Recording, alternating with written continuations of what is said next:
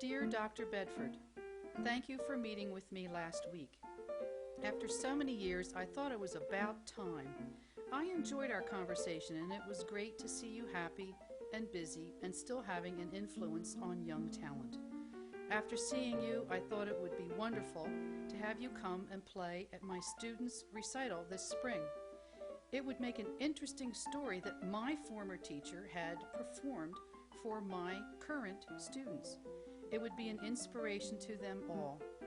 It would make what is always an exciting day even more fun with your presence.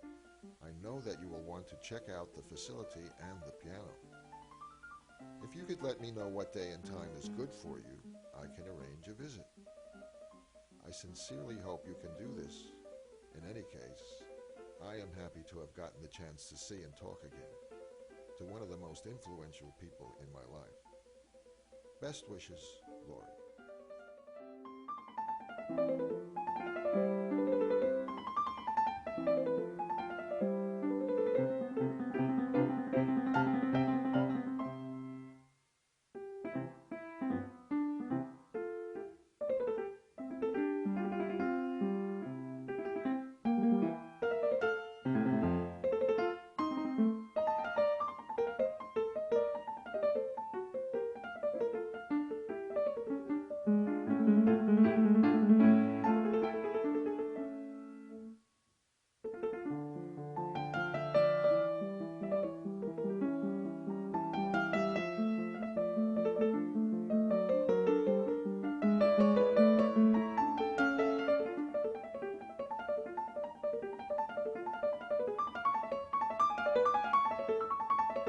In Brooklyn, there was a well-known teacher who lived just around the block, and she was a Juilliard product. I'm not sure whether she studied there or taught there, or that never became clear to me. And I wasn't terribly fond of her. She was not a warm, loving teacher. But I believe she gave me the basics that allowed me to grow pianistically. She was the first perfectionist that I encountered in my childhood. The realm of perfection per se is not known to a lot of youngsters growing up. Kids go to school, the teachers that they encounter are teaching to an entire class of students. The one-to-one relationship is generally reserved for music lessons. Music lessons that unfold weekly, a lesson a week. You are in a room with someone who is demanding that you don't make a mistake. And that is a realm of experience for a youngster that is fraught with difficulties. I'm not sure how I weathered the strict discipline, but I know that I don't remember receiving a single compliment in maybe 10 years of lessons. I couldn't have been more than 6 or 7. And I would start playing, and she would stop me if I made a mistake and scold me and hit my hand, and once she hit my face. And when she hit my face, my instincts told me that this wasn't correct. I didn't use the term abuse because I didn't even know what it meant.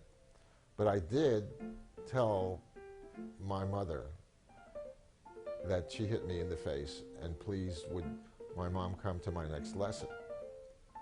Well, my mom did come to my next lesson, and an amazing thing happened.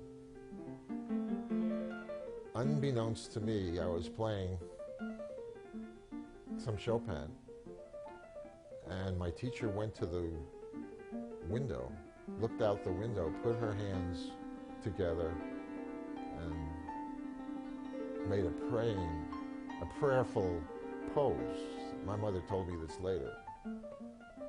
And after the lesson, my teacher said to my mother, "He's wonderful." And that's the only compliment I received in all of the years of piano lessons pre-college.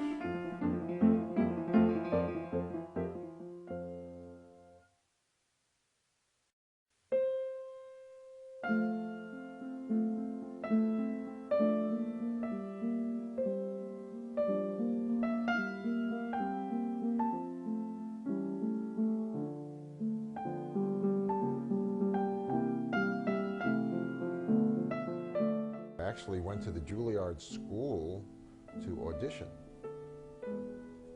And I played every classical piece that I remembered from my preteen years. And Sasha Gorodnitsky said, "What do you want?" I said, "I want to be your student." He said, "Well, I have one opening. I have a student that just went back to Taiwan, and I'll give you lessons." He said, "But you're a little bit tense." I said, "Mr. Gorodnitsky, how did you know I was tense? You were sitting in back of me." He said, "I could hear it." It never occurred to me that one could hear tension in a pianist with their ears. I thought it's just something you observe. So somehow I made a connection. I like to make connections between hands-on teaching and tension in the pianist's physicality.